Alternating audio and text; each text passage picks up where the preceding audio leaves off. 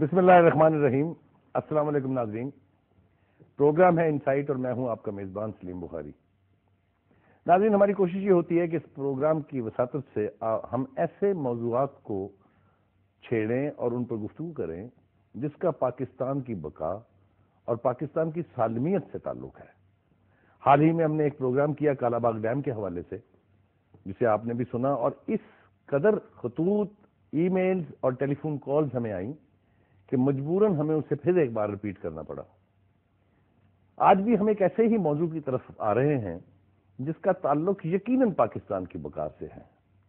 قائد اعظم نے جسے شہرک قرار دیا، اور آج ہم ان کی باتوں کا اثر جب دیکھتے ہیں تو ایسے لگتا ہے جیسے پاکستان کو بنجر کرنے کی سازش اپنی تکمیل کے قریب پہنچ چکی ہے۔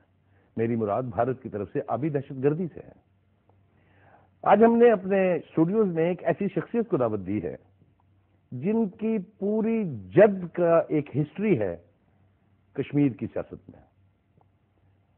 ان کے والد صاحب مجاہد اول تھے جنہوں نے ایک طویل عرصے تک کشمیر کے مسلمانوں کی قیادت بھی کی اور ان کی خدمت بھی کی۔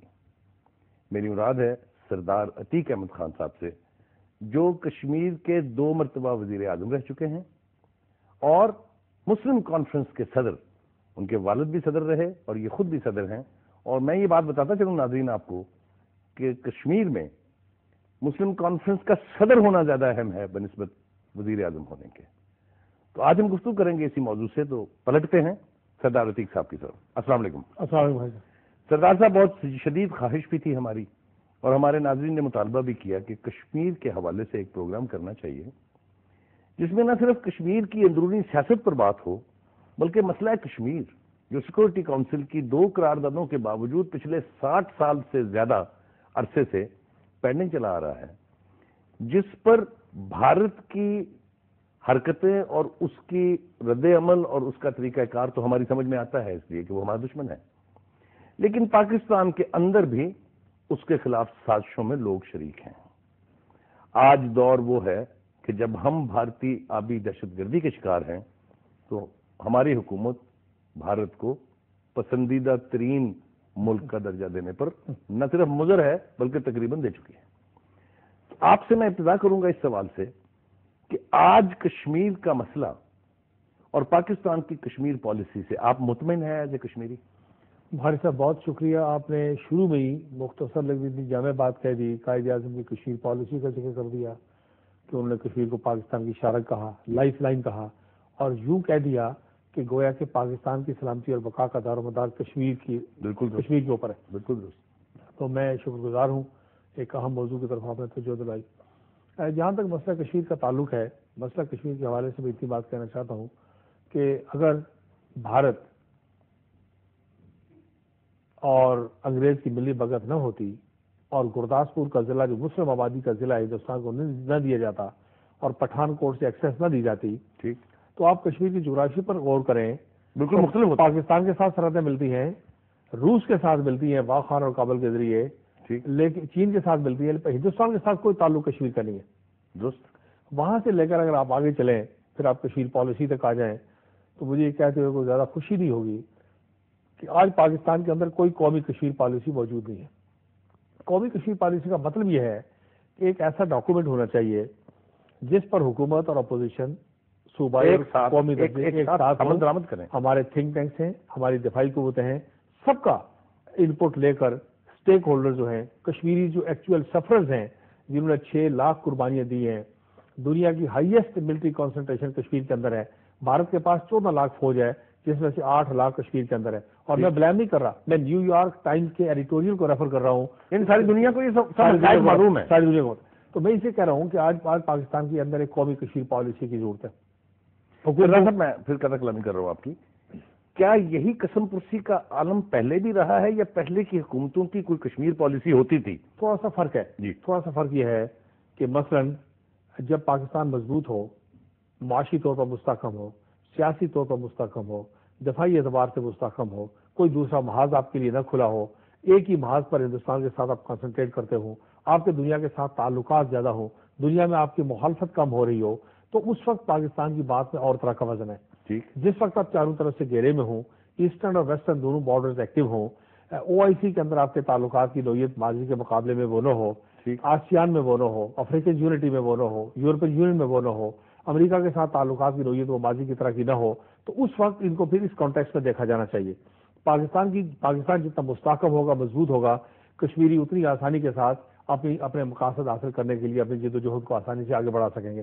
اس لیے میں یہ کہنا چاہتا ہوں کہ موجودہ دور میں وزیر اعظم کی کشمیر پالیسی یا صدر کی کشمیر پالیسی یا حکومت کی کشمیر پالیسی یا جماعتی کشمیر پالیسی تو ہو سکتی ہے، جو بھی جیسی کیسی ہے، لیکن ایک قومی کشمیر پالیسی کی ضرورت ہے، اس لیے کہ ہندوستان مسلسل آگے بڑھ رہا ہے اور ہم مسلسل پسپائی کے راستے پر ہوتے ہوئے دکھائی دیتے ہیں۔ آپ نے آبی دہشت گردی کا ذکر کیا اور آپ نے بڑی خوبصورت بات خود ہی کہہ دی کہ آبی دہشت گردی اور پاکستان کے آبی حقوق تسلیم نہیں ہو رہے۔ میں بلکہ یہ کہتا ہوں کہ پاک بھارت آبی جنگ پاک بھارت ایٹمی جنگ سے زیادہ خطرناک ثابت ہو سکتی ہے۔ ٹھیک، پاکستان کا معاشی اور اقتصادی گھیراؤ کیا جا رہا ہے، اوپر سے آپ نے موسٹ فیورٹ نیشن کا اسٹیٹس ہندوستان کو دے دیا۔ اگر آپ موسٹ فیورٹ نیشن کے اسٹیٹس کی طرف جائیں تو ہندوستان نے یہ اسٹیٹس آپ کو 1996 سے لے کر دیا ہوا ہے، پچھلے سال سے دیا ہوا ہے۔ اس کے خد و خال پر مضمرات کا اگر آپ جائزہ لیں تو پھر اس بات کے نتیجے پر آپ پہنچیں گے۔ ہم کشمیر کے لوگ پاکستان اور بھارت کے تعلقات میں اضافہ چاہتے ہیں، ان کے درمیان سے کشیدگی کو کم دیکھنا چاہتے ہیں۔ ہم پاکستان اور بھارت کے درمیان ایک امن کا برج آف پیس بننا چاہتے ہیں۔ ٹھیک، ہم سارے الجھنیں ختم کروانا چاہتے ہیں، لیکن سوال یہ پیدا ہوتا ہے کہ تعلقات کو ٹھیک کرنے کے لیے آپ نے بات کہاں سے شروع کرنی ہے۔ اگر آپ نے تعلقات کا جائزہ لینا ہے تو ہندوستان کیوں اس بات پر مصر ہے کہ صرف ٹریڈ اور کلچر اور ٹریڈ اس بات سے نہیں ہٹتا؟ سوال یہ پیدا ہوتا ہے کہ 7 سالوں میں اگر آپ تعلقات کا جائزہ لیں تو اتنے امپورٹنٹ ایریاز موجود ہیں۔ کشمیر کا مسئلہ موجود ہے، ٹھیک، انسانی حقوق کا معاملہ موجود ہے، کشمیر میں فوجوں کی کمی کا مطالبہ موجود ہے، سندھ طاس معاہدے پر عمل درآمد موجود ہے، لوئر ریپیرین کے رائٹس کا تحفظ نہیں ہو رہا، انکار کیا جا رہا، وہ موجود ہے، Wular dam, Baglihar dam, Kishan Ganga dam, ان کی تعمیر موجود ہے، سر کریک موجود ہے، شاچین موجود ہے۔ آپ یہ فرما رہے ہیں کہ تمام حقائق جو ہیں وہ سامنے ہیں جی، لیکن اس کے باوجود اس پر بے حسی ہے۔ ایک تو بے حسی ہے، ایک ہماری ترجیحات اور ترتیبات غلط ہیں۔ یعنی سوال یہ پیدا ہوتا ہے کہ بھارت نے آپ کو 96 میں موسٹ فیورڈ نیشن کا اسٹیٹس قرار دے دیا، جس کا ہمیں ایک رتی فائدہ نہیں ہوا، ایک رتی فائدہ، بلکہ فائدے کی بات ہوا۔ بلکہ آپ اگر ماضی میں دیکھیں تو ہندوستان نے آپ کو گوشت بھیجا انفیکٹڈ، ویجیٹیبل بھیجی انفیکٹڈ، فروٹ بھیجا انفیکٹڈ، اشیاء خردنوش بھیجی انفیکٹڈ، لوگ بیمار ہوئے سینکڑوں ہزاروں، اور ہندوستان نے آن ریکارڈ آپ سے معذرت کی کہ جناب مجھ سے غلطی ہو گئی۔ آپ کا سیمنٹ نہیں جا سکا، آپ کی ٹیکسٹائل انڈسٹری نہیں جا سکی، آپ کی فارماسیوٹیکل انڈسٹری نہیں جا سکی، آپ کے لوگوں کو ایکسیس نہیں دی تھی، آپ کی آٹو موبائل انڈسٹری کو ایکسیس نہیں دی گئی۔ تو سوال یہ پیدا ہوتا ہے کہ 12-15 سال کا تجربہ یہ ہے کہ ہندوستان نے اپنی مارکیٹ کو آپ پر اوپن کیا لیکن راستہ نہیں دیا۔ اب جواب میں آپ نے ہندوستان کو موسٹ فیورڈ نیشن قرار دینے میں جلدی اس طرح کی آپ نے کہ جی آپ نے ایک ہنگامی اجلاس بلایا کابینہ کا، مختصر سے لوگ بلائے، اختلاف رائے کے باوجود آپ نے فیصلہ سنا دیا، آپ پارلیمنٹ میں نہیں لے کے گئے، آپ سینٹ میں نہیں لے کے گئے، آپ نے کشمیریوں کو اعتماد میں نہیں لیا۔ صوبوں کے اسٹیٹس ہیں، چاروں صوبوں کو اعتماد میں لینا چاہیے تھا۔ بہاری صاحب، یہ موجودہ MFN کے بعد یہ چیز جو لاہور میں 50 روپے کی بنتی ہے اور سرگودا میں یہ 100 روپے کی بنتی ہے، یہ ہندوستان 50 روپے کی یہاں مارکیٹ میں فلڈ کر دے گا اور ہماری انڈسٹری تباہ۔ آپ کی انڈسٹری کو ہندوستانی تالے خدا نہ خاصا خاکم بدھان۔ دیکھیے 2 طرح کے حملے ہیں۔ Time check is brought to you by